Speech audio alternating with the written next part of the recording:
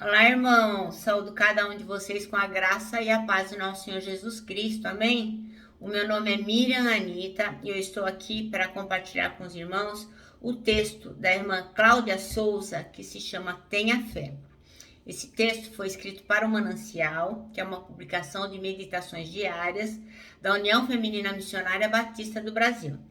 Então, eu gosto muito de deixar claro que não fui eu quem escrevi o texto, foi a irmã Cláudia Souza. Por isso que eu vou ler com os irmãos e contar aquilo que eu entendi, tá bom? Isto dito, vamos orar?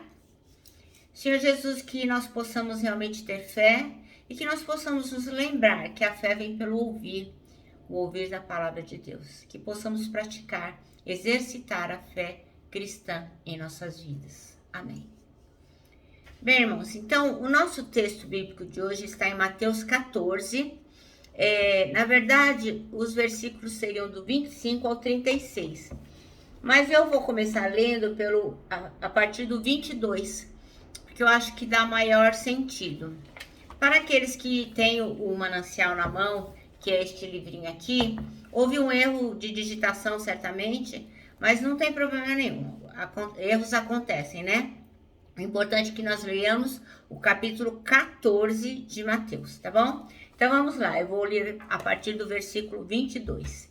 E diz assim: Jesus anda em cima da água. Logo depois, Jesus ordenou aos discípulos que subissem no barco e fossem na frente para o lado oeste do lago, enquanto ele mandava o povo embora. Depois de mandar o povo embora, Jesus subiu no monte a fim de orar sozinho. Quando chegou a noite, ele estava ali sozinho. Naquele momento, o barco já estava no meio do lago e as ondas batiam com força no barco porque o vento soprava contra ele. Já de madrugada, entre as 3 e 6 horas, Jesus foi até lá andando em cima da água. Quando os discípulos viram Jesus em cima da água, ficaram apavorados e exclamaram: "É um fantasma!" E gritaram de medo. Nesse instante, Jesus disse: "Coragem, sou eu, não tenho medo." Então Pedro disse: "Se é o Senhor mesmo, manda que eu vá andando em cima da água até onde o Senhor está." "E venha," respondeu Jesus. Pedro saiu do barco e começou a andar em cima da água em direção a Jesus. Porém, quando sentiu a força do vento, ficou com medo e começou a afundar. Então gritou: "Socorro, Senhor!" E imediatamente Jesus estendeu a mão, segurou Pedro e disse: "Como é pequena a sua fé, por que você duvidou?" Então os dois subiram no barco e o vento se acalmou. E os discípulos adoraram Jesus, dizendo: "De fato, o Senhor é o Filho de Deus." Amém? E que história maravilhosa, né? Maravilha! Bem, irmãos, o versículo que a irmã Cláudia Souza escolheu para ser o nosso versículo-chave é o 30. E diz assim: "Mas quando reparou no vento, ficou com medo e começou a afundar e gritou: 'Senhor, salva-me!'" Bem, então o texto diz que aquilo era para ser uma manhã extraordinária, diferente de todos. Por quê? Porque Pedro poderia contar para todo mundo, né? "Eu andei sobre as águas, vocês precisavam ver." Mas isso não aconteceu porque ele teve medo e afundou. Mas eu gostaria de fazer uma parte aqui, que a irmã Cláudia Souza não mencionou, mas eu acho que é importante. Eu vou defender aqui Pedro. Porque imagine assim, ó, depois deste fato, todo mundo foi pro culto, vai. Estavam lá no culto, logicamente que isso é uma coisa da minha cabeça, viu? Eu tô imaginando. Não tá escrito no texto bíblico, eu que tô imaginando. Aí tá lá todo mundo no culto, e aí o pastor lá fala: "Tem alguém aqui que queira dar um testemunho?" Aí um discípulo vai lá e levanta e fala assim: "Olha, aconteceu que nós estávamos no barco sem Jesus e tal, e eu vi um irmão andar sobre as águas." Nossa, que legal, né? Que testemunho legal. Mas Pedro, eu imagino, poderia estar lá. E ele levanta a mão e fala: "Pastor, fui eu quem andou pelas águas." Então, assim, logicamente que Pedro ficou com medo do vento, de tudo. Imagina você de noite, aquele mundão de água, você andando assim, se você não vai olhar para baixo, é ruim, aquele mundo de vento. Mas é inegável que Pedro teve fé. Ele andou até Jesus. Depois é que ele começou a afundar. Então, se houvesse um momento de testemunho, teriam 11 ali que poderiam dizer: ah, nós vimos alguém andar além de Jesus sobre as águas. Mas Pedro poderia dizer: eu tive fé o suficiente para ir até Jesus e andar. Depois falhei, mas eu sou aquele que andou. Então, eu acho que assim, a despeito de ter falhado em determinado momento, acho que nós temos que dar um crédito para Pedro, né? Porque ele foi o homem que andou com Jesus na água. Então, ela conta aqui que quem nunca viveu uma experiência em que a alegria se transformou em decepção, tristeza e fracasso? Eu acho que não é exatamente essa situação, porque apesar de Pedro ter afundado, Jesus o salvou. Então, não foi uma experiência legal que se transformou em decepção, tristeza e fracasso. Mas nós passamos sim por muitas experiências assim, que pareciam boas e depois nos entristecem. Então, muitas vezes, porque a gente está entusiasmado, mas a gente não está seguro dos fatos, a gente não tem convicção profunda sobre algo, sobre alguém, a gente acaba se decepcionando. Às vezes, inclusive, nós oramos por alguma coisa que não é algo que a gente necessita, mas que a gente quer, e Deus pode atender, e aí a gente se decepciona porque não era aquilo que a gente realmente iria nos fazer feliz.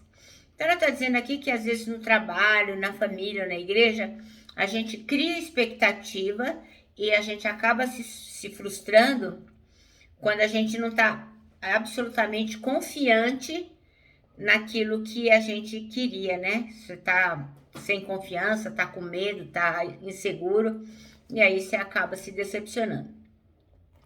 Então, o que aconteceu com Pedro foi isso, que ele foi assim, com muita sede ao pote. E ele esqueceu que Jesus disse para ele ir. Era Jesus, era Deus quem estava dizendo para ele ir. Então não tinha por que duvidar a respeito da palavra de Jesus. Então eu creio, né, na minha ignorância, que não é que Pedro falou assim: nossa, será que Jesus está falando a verdade? Não. Ele teve medo por quê? Porque ele era humano, como eu, como você. E aí o pé dele acabou vacilando, porque ele acabou, em vez de olhar para Jesus e na promessa dele e no fato de Jesus dizer bem, ele começou a olhar para o vento, para a escuridão, para as águas, para as ondas e acabou se atrapalhando e acabou afundando. A recomendação é que você tenha fé, que você confie sempre na palavra de Jesus. Mas obviamente você só vai confiar naquilo que você conhece. Né? Porque tem gente que fala assim: ai meu Deus, ai Jesus, ai Espírito Santo, só que não lê a Bíblia, ó, não tem a mínima ideia do que está escrito aqui. Então não sabe do que está falando, né? Tem gente que fala assim: ah, eu sou evangélico, eu sou crente. Mas tem muitas pessoas que não são, não, são religiosos. Porque aquele que realmente tem fé em Jesus Cristo faz, ou faz em sua maior parte aquilo que Jesus está mandando fazer. Entendeu? Essa é a diferença entre falar e ser realmente uma pessoa que pratica o evangelho. Porque língua não tem osso, todo mundo fala o que quer. Só que na hora do vamos ver é que é importante. Então, nós temos que lembrar que 80% das pessoas só vão ler a nossa vida.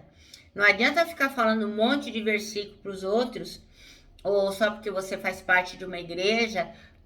Não, o importante é a sua vida. Então, Deus fará por você e para você coisas que você vai poder contar para outras gerações, mas se você tiver fé, se você crer, se você conhecer aquilo que Deus está dizendo para você.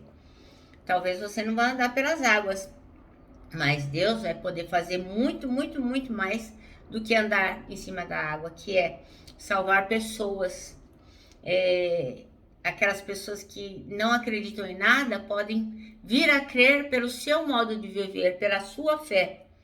Isso pode acontecer na sua família, entre seus amigos. O Senhor pode abençoar pessoas pela sua vida, Ele pode curar doenças que pareciam incuráveis, né? Ele pode te dar uma promoção, fazendo surgir uma vaga que não existia.